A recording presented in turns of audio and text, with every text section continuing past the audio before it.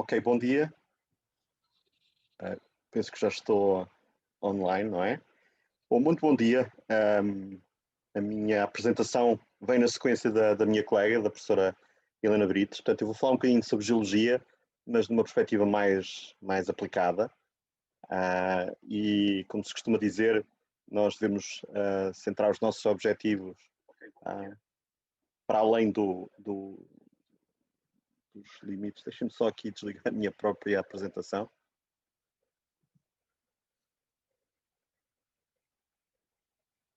Desculpem, lá estou a me ouvir em simultâneo.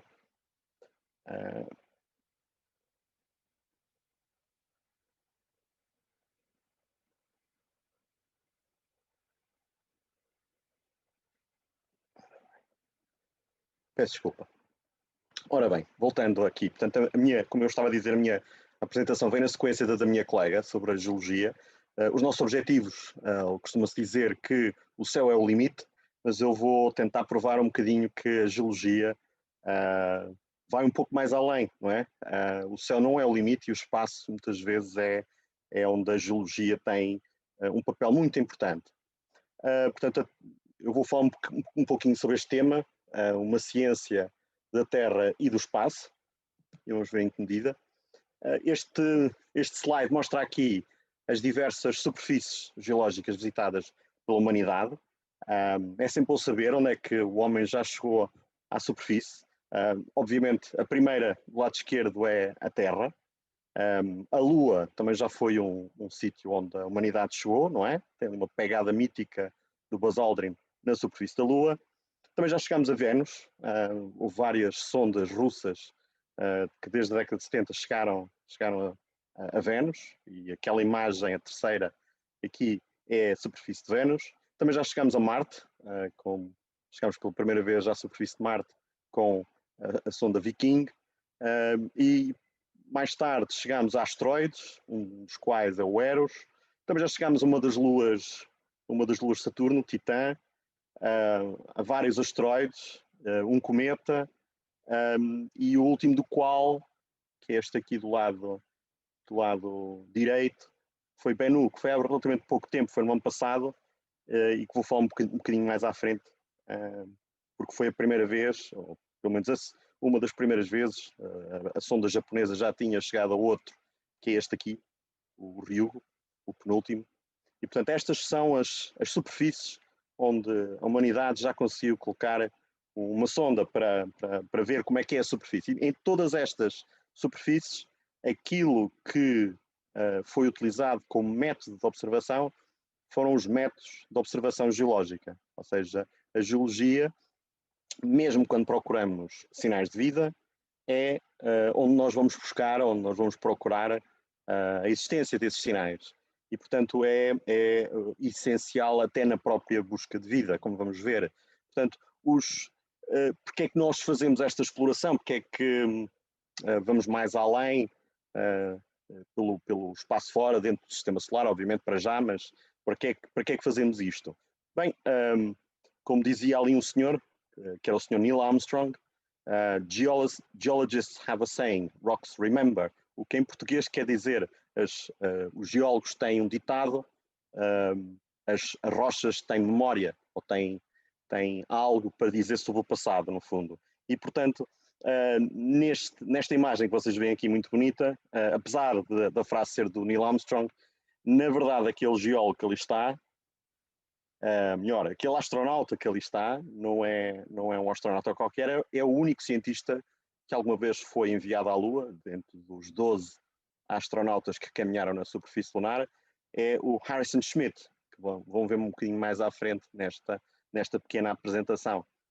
Ele ali está a colher dados portanto, junto de um bloco, penso que está a tirar fotografias e também acabou, penso eu, que por tirar algumas amostras daquela zona, algumas das quais estão em museus ou em institutos de investigação. Mas também o que é que procuramos, não é? Muitas vezes, uma das nossas principais buscas que fazemos no Sistema Solar e no Universo é vida. Mas também procuramos outras coisas. Aqui do lado esquerdo temos em rotação o tal asteroide que eu falei há pouquinho, é o asteroide Bennu, visitado pela missão OSIRIS-REx americana, e uma das razões para irmos a este corpo é para perceber as origens do Sistema Solar. Portanto, é um objeto muito antigo, dos mais antigos que se pensa existirem no Sistema Solar, e, portanto, para nós percebermos o passado, qual foi a origem do Sistema Solar e, em última análise, a origem da Terra, temos que visitar estes objetos muito antigos do nosso Sistema Solar. Mas também procuramos outras coisas. Por exemplo, na imagem da direita vemos a superfície de Marte, e nós procuramos a superfície de Marte muitas vezes também por sinais de vida. Ora bem, sendo a geologia uma ciência de rochas, é também uma ciência, como há bocado disse, que é fulcral, importantíssima na busca de vida. E nas camadas, nas formações geológicas que se interpretam, por exemplo, em Marte, que é este o caso, eu posso ver se existem as condições geológicas que evidenciam, por exemplo, que aquela parte que nós vemos ali tenha tido alguma intervenção onde haja um ambiente propício à existência de vida. Nomeadamente, o que se vê aqui são um conjunto de camadas aflorantes na superfície de Marte. E, portanto, se nós vemos camadas depositadas, pressupõe que no passado houve um meio aquoso, e dentro desse meio aquoso, obviamente, como nós sabemos, dado o conhecimento que nós temos da história da Terra, há condições para a procura e a existência no passado de vida. Não sabemos se há, até hoje nunca foi nada encontrado, mas é uma busca que nós fazemos e, portanto, a geologia, de facto, também é uma ciência essencial na busca de vida. Também permite interpretar o que foi o passado, o clima, como eu disse, a existência de água ou a existência de vida e também de recursos. Nestas imagens que vemos aqui, vemos duas imagens de Marte, nomeadamente esta aqui do lado esquerdo e esta aqui do lado direito. Nesta imagem aqui do lado esquerdo nós vemos estruturas de duna existentes na superfície de Marte. Logo, nós sabemos que existe vento forte, ou pelo menos relativamente forte. Existe também a deposição de alguns cristais de gelo de dióxido de carbono, e também existem indícios de ter havido aqui um deslizamento, portanto, algo que na Terra costuma causar uma situação de risco para as populações, não é? Portanto, uma enxurrada de lama, e, portanto, há aqui indícios aqui do lado direito de ter havido no passado água, ou pelo menos um ambiente que proporcionou um mega deslizamento a partir deste vale que se vê aqui, nesta zona aqui, uma planície, não é? Esta imagem do centro, poderão pensar que é Marte, mas não, é o deserto do Namib. E, portanto, isto muitas vezes revela como é que o estudo da geologia na Terra permite, e, portanto, uma pessoa conhecendo bem como é que foram formados as diversas formas geomorfológicas da superfície terrestre, como é que noutros corpos planetários os mesmos processos ou processos semelhantes se derem. E, portanto, o estudo da geologia na Terra, como podem ver, permite interpretar as condições de outros planetas, outros corpos planetários. Por onde é que começamos? Bom, uma das tarefas da geologia, como falou há bocado a professora Helena Brites, é fazer mapas, a cartografia geológica, não é? Eu aqui dou dois exemplos, não é? Temos aqui a Carta Geológica de Portugal e ao lado a Carta Geológica da Lua. Ou seja, mais uma vez, as técnicas que nós aprendemos e que aplicamos na superfície terrestre, que dão também uma ideia, ou permitem constituir uma hipótese de como é que a determinada zona da Terra se gerou, também são essenciais em perceber como, por exemplo, é que a superfície da Lua evoluiu e como é que foi a sua origem. Obviamente que isto não é só aplicado à Lua nem à Terra, nós fazemos isto desde o primeiro planeta, o mais próximo do Sol, Mercúrio, até o mais afastado que até hoje conhecemos, que é aquele corpo que vemos aqui do lado direito, que é Ultima Thule, que é uma espécie de um asteroide que existe para além de Plutão. Portanto, é um dos objetos é o objeto mais distante que até hoje conseguimos reconhecer do ponto de vista geológico. Portanto, desde o início até ao fim, nós aplicamos sempre geologia e fazemos cartas geológicas desses corpos. mas também fazemos naqueles todos que existem, desde Mercúrio até o último Thule.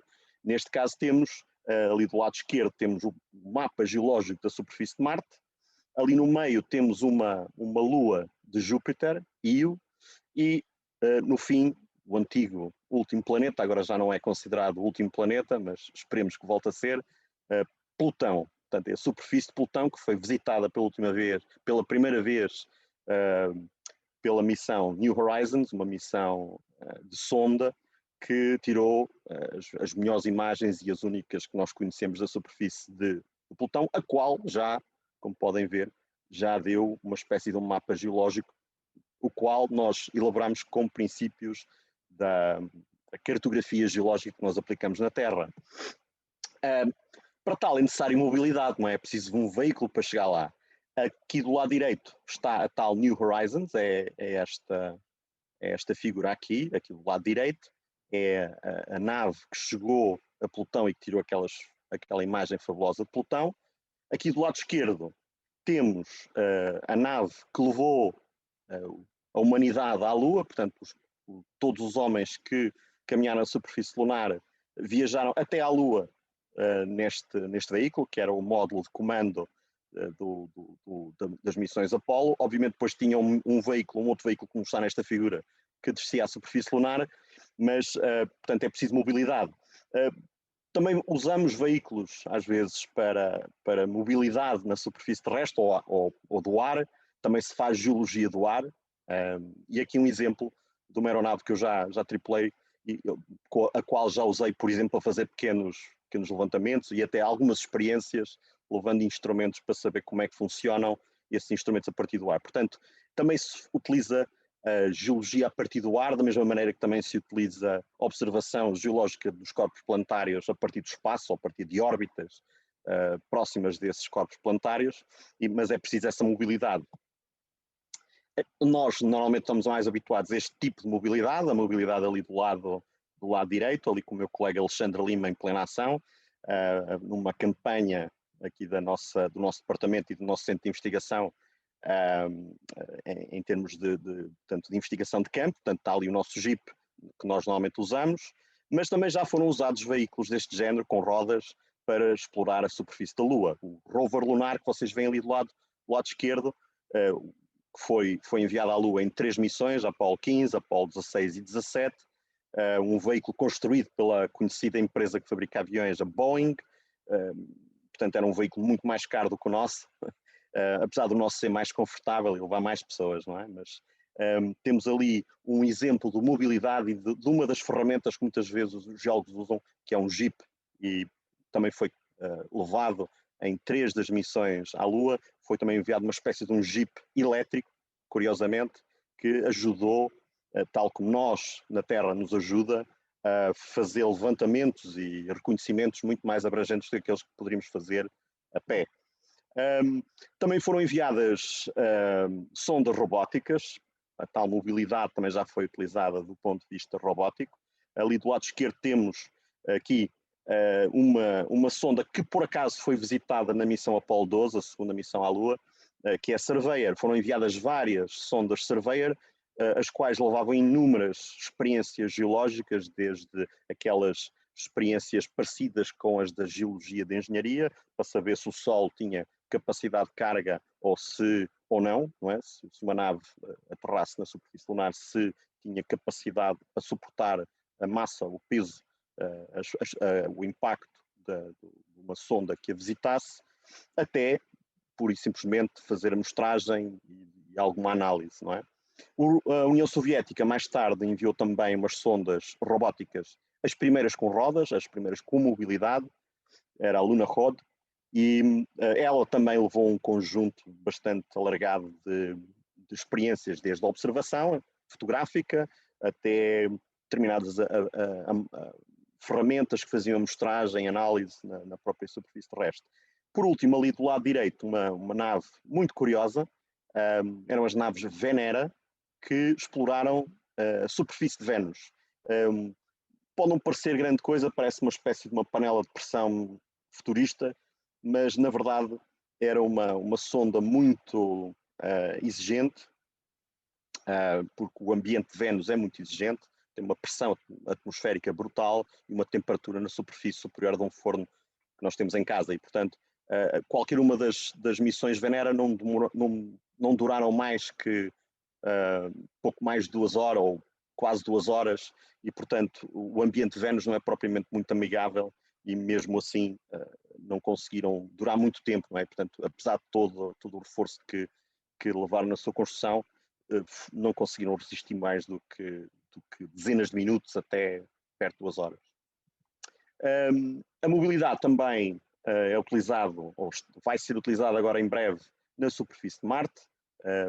No dia 18 deste mês, portanto daqui por uns dias, chega a Marte uma das missões robóticas à superfície, que é Perseverance, muito parecido com esta imagem que vocês vão ver aqui. Portanto, fiquem atentos nos próximos dias à chegada da missão Perseverance, que é um robô com um conjunto muito grande de instrumentos, como já vamos ver, e aqui ao lado temos o Felipe Valente, com o seu veículo, a fazer geologia de campo, a fazer observação. Portanto, aquilo que o Felipe está a fazer, ou que o Perseverance vai fazer, e o Curiosity já fizeram, e outras sondas também já fizeram em Marte, é muito parecido com aquilo que ele está a fazer, a observação, portanto, observação ocular ou fotográfica, se quiserem, e obviamente também outras ferramentas que nós podemos levar para o campo, ou então trazer determinadas amostras para serem analisadas em laboratório. O Perseverance tem um próprio laboratório, o Felipe vai ter que trazer as amostras para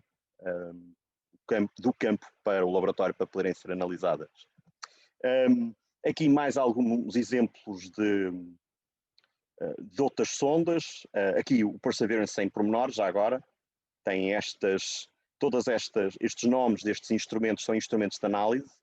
Portanto, nós nos próximos anos vamos ver, eventualmente em alguma notícia, aquilo que, de novo, o Perseverance vai trazer, com todos estes instrumentos e a mobilidade que ele tem nestas rodas, mas ficam a saber que a missão InSight já levou o primeiro sismógrafo, bem, não foi o primeiro sismógrafo, foi o primeiro sismógrafo que funcionou a sério na superfície de Marte. Já tinha sido enviado um outro sismógrafo à superfície de Marte, mas não funcionou muito bem porque ele ficou estacionado em cima do veículo, portanto não é propriamente a situação ideal para se captar bons sinais sísmicos.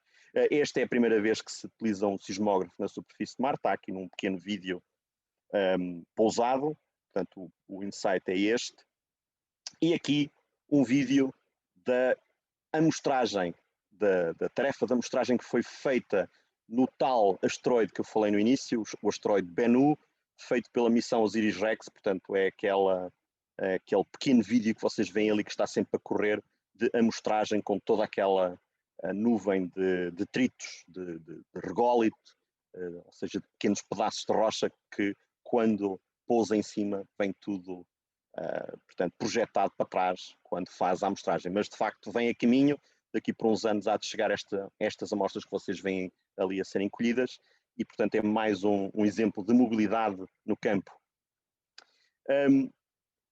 Ora bem, quando chegamos à superfície, o que é que nós fazemos? Ou o que é que fazem os geólogos? Os geólogos muitas vezes tiram muitas fotografias e fazem muita observação.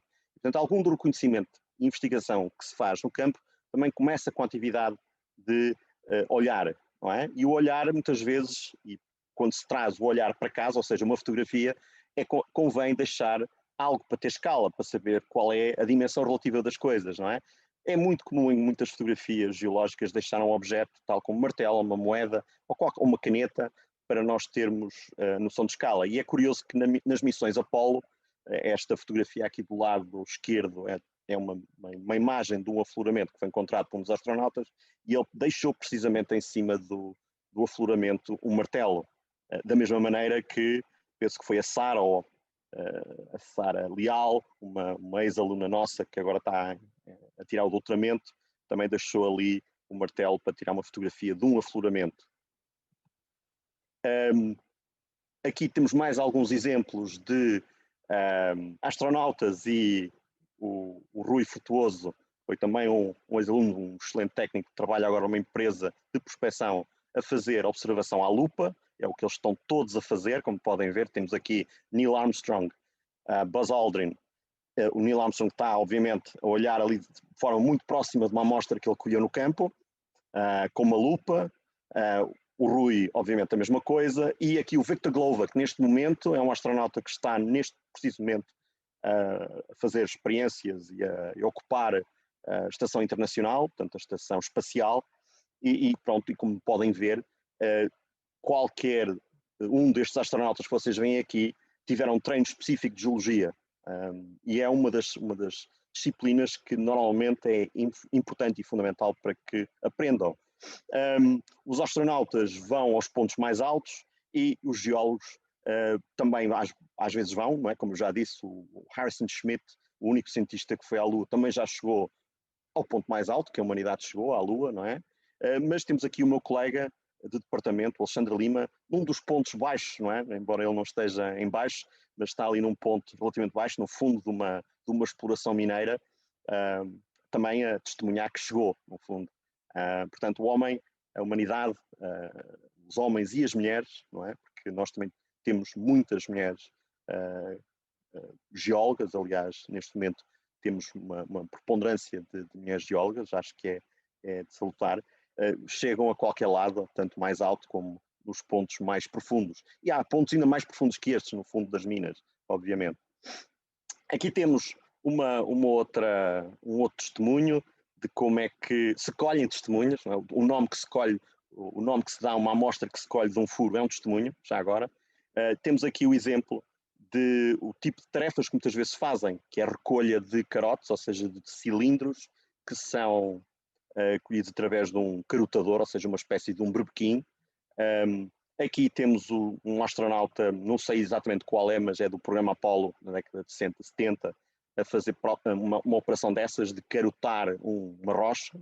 Aqui a minha colega Helena Santovaia, naquilo que ela faz na sua especialidade, que é colher carotes de rochas tipo granitos para ver qual é a suscetibilidade magnética e a estrutura magnética dessas rochas. E aqui mais um astronauta a fazer uma demonstração com a ferramenta que levaram à Lua, que era uma espécie de um berbequim elétrico. Curiosamente foi fabricado por uma conhecida marca de ferramentas que nós conhecemos das lojas que vendem os acessórios de bricolagem, no fundo. Outras medidas que se fazem no campo são, por exemplo, estas. Nós aqui, no lado direito, está portanto, um conjunto de alunos e alguns alunos de mestrado e de doutoramento aqui a colher dados de gravimetria. Portanto, isto é um gravímetro. E aqui, na missão Apollo 17, Harrison Schmitt, mais uma vez o tal astronauta geólogo, a colher dados também de gravimetria, mas na Lua. Curiosamente, nas duas imagens vocês também veem a tal mobilidade, o nosso Jeep e o rover lunar. Aqui mais umas medidas de gravimetria. Aqui Edgar Mitchell, que faz agora 50 anos que esteve na Lua na missão Apollo 14. Aqui também a colher dados de gravimetria no campo.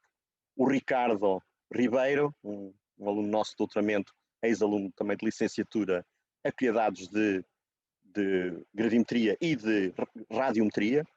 E aqui dois dos atuais astronautas norte-americanos da NASA a fazerem com um equipamento idêntico ao que o Ricardo está a usar, um gravímetro Sintrex CG5, presumo eu, a colherem dados de gravimetria no campo, a aprenderem como é que se faz geologia de prospecção geofísica no campo. Os resultados muitas vezes são estes, não é? Temos aqui a superfície da Lua com o campo, ou melhor, o resultado do levantamento gravimétrico. As zonas vermelhas evidenciam rochas mais densas, as zonas mais frias, ou seja, as cores mais azuis, dão zonas menos densas da superfície lunar. Aqui a mesma coisa, uma zona aqui à volta do Porto, que é muito próxima até mais de Valongo e Gondomar, até aqui ao sul, perto de Gaia, ou nos arredores de Gaia. Temos aqui um mapa gravimétrico, mas aqui das nossas vizinhanças. Portanto, aquilo que se faz na Lua também se faz nos arredores do Porto. Também se fazem outras medições. Aqui nós acolhermos dados numa zona perto de paredes de um perfil geofísico, neste caso era um perfil elétrico. Aqui um perfil geofísico a ser feito na Lua, na tal missão Apollo 14. Este, por acaso, era um perfil sísmico, mas como podem ver, este tipo de medida ao longo de linhas com instrumentos ligados ao Sol é algo que se pode fazer tanto na Lua como em Terra. Outra medida muito conhecida é o registro de sismos. Obviamente os sismos também foram registados na Lua. Temos aqui um sismógrafo colocado por Buzz Aldrin na Lua, é este, durante a missão Apollo 11. O registro que era recebido depois em Terra, porque isto era tudo transmitido para a Terra por telemetria, portanto por transmissão rádio. E aqui um sismo recente que nós registámos no nosso Instituto Geofísico da Universidade do Porto, na Serra do Pilar, aqui um sismo que nós detectámos lá vindo da Mongólia, vejam lá. Portanto, da Mongólia ao Porto é muito mais próximo do que da Lua à Terra, mas obviamente o modo de transmissão, ou pelo menos o modo de transmissão foi captado de uma maneira direta e não de forma indireta, por sendo transmitidos os dados para a Terra por via rádio, no fundo. Aqui, outras atividades de laboratório. Nós muitas vezes trazemos rochas e depois queremos observá-las ao microscópio. Temos aqui duas pessoas famosas, o Eugene Shoemaker, o geólogo famoso que treinou os astronautas e que era um geólogo planetário, portanto especializado na geologia dos planetas e dos corpos planetários, e aqui um dos astronautas do programa Mercury, que também ainda esteve no programa Apollo, que é o Gordon Cooper, a observar rochas ao microscópio, e aqui um conjunto de alunos de uma mostra do Porto, do passado, a fazer o mesmo, exatamente o mesmo, observar rochas ao microscópio para poder tirar conclusões e contar histórias sobre o que é que aquela rocha, de onde é que aquela rocha veio e para onde é que, e no fundo como é que se interpretam os minerais e que estruturas é que se conseguem perceber nessas lâminas delgadas ao microscópio. Os resultados dessas lâminas ou dessa observação ao microscópio têm estes aspectos, geralmente. Aqui uma lâmina de uma amostra do programa Apollo, ou seja, de uma rocha da Lua ao microscópio. Esta aqui é de um trabalho orientado pela minha colega que falou antes, a Helena Brites, de um trabalho que ela orientou. Como podem ver, o tipo de observação e o mesmo tipo de técnicas são usadas tanto nas rochas lunares como nas rochas da Terra. Isto já agora é uma amostra do programa Apollo. Podem visitar estas amostras agora em portais da NASA e podem ver estas rochas e as suas características com alguma facilidade. Nós também temos outras atividades experimentais, só para divulgar aqui uma que vai ser lançada ao espaço este ano. Aqui a equipa de um conjunto de meus alunos de mestrado que desenhou uma experiência para enviar ao espaço, uma experiência para estudar como é que as partículas de minerais se juntam em microgravidade, ou seja, na ausência praticamente de gravidade, portanto, como é que elas se juntam. E está aqui o invólucro que vai ser enviado ao espaço neste foguetão ainda este ano. Portanto, também há investigação experimental que é feita neste domínio da geologia planetária.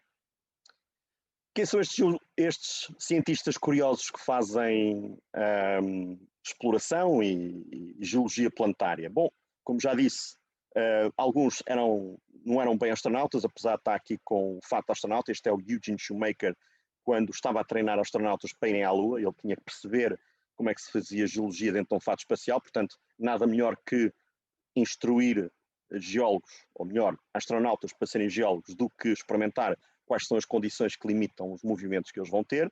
E, portanto, ele, na altura, quando dava instrução aos astronautas, experimentava também os fatos espaciais para perceber quão difícil é que era fazer observação, recolha de amostras e outras tarefas que os geólogos fazem no campo, mas dentro de um fato espacial.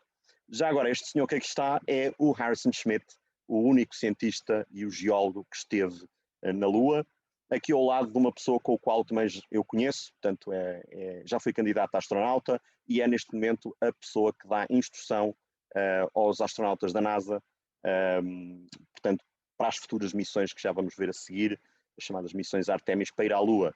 E, portanto, temos aqui geólogos com ambições planetárias, no fundo.